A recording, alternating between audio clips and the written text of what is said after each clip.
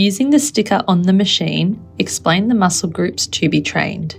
Inform the client that on this machine, the subscapularis muscle is the trained muscle and where it is located. Explain the start and finish position. Explain that the exercise is a rotation from the shoulder that rotates the upper arm, pushing the elbow into the pad. It is not the hand that is pressed against the pad. The forearm helps transfer power to the machine, but does not actively press against the pad.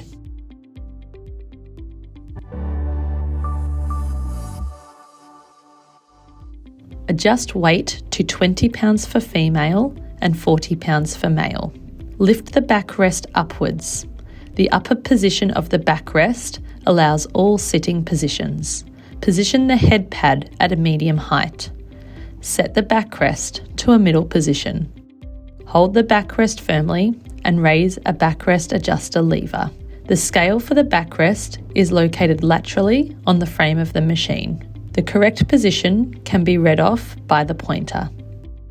Set the seat in a middle position. Hold the seat firmly and raise the seat adjuster lever.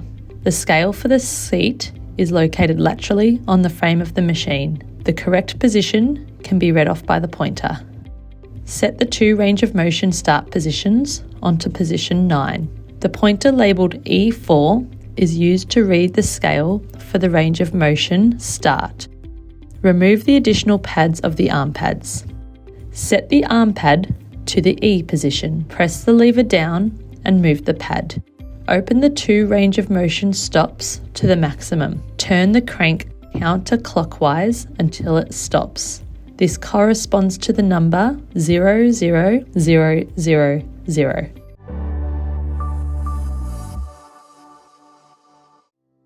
Ask the client to sit on the seat so that the back is in contact with the backrest. Place the feet flat on the floor, resting them on the frame or crossing them in the air. Ask the client to press their back upright against the backrest to fix the headrest pad to a comfortable position and rest their head against the headrest pad. Ask the client to place their elbows with the forearms vertically in the arm pads. If necessary, adjust the arm pad so that the arms lie fully in the pad. Make sure that the arms have enough space so that the shoulders can remain low.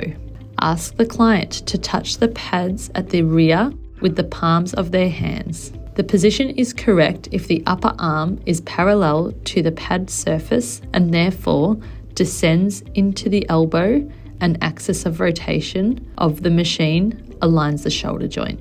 Check if there is a gap between the upper arm and the pad and ask the client if the edge is pressing in. Both are signs that the upper arm and arm pad are not parallel. Position correctly again if necessary. Adjust the seat and backrest so that the points listed above are put into practice. When adjusting the seat, the backrest may have to be folded up or down.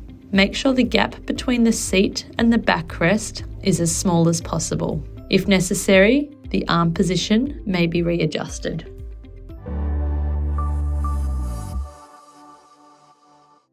Ask the client to rotate the shoulder maximally outward and at the same time, carefully guide the hand pad to the arm. Set the range of motion start in the position that most closely corresponds to the range of motion of the external rotation without exceeding it. Determine the range of motion start for both sides separately. If the range of motion start is between 2 positions, select the smaller range of motion.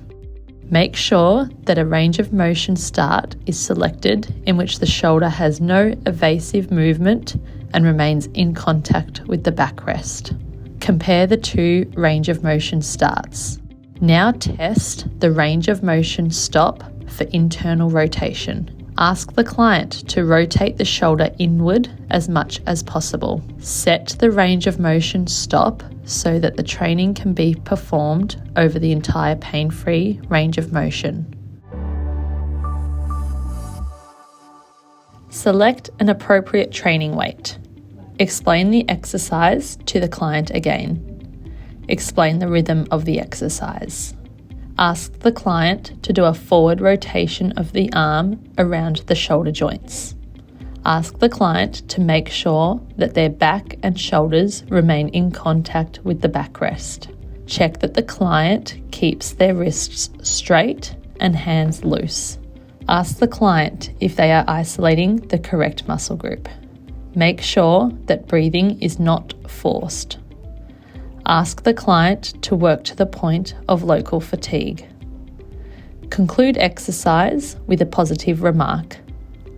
Ask the client to set down the weight and exit the machine safely.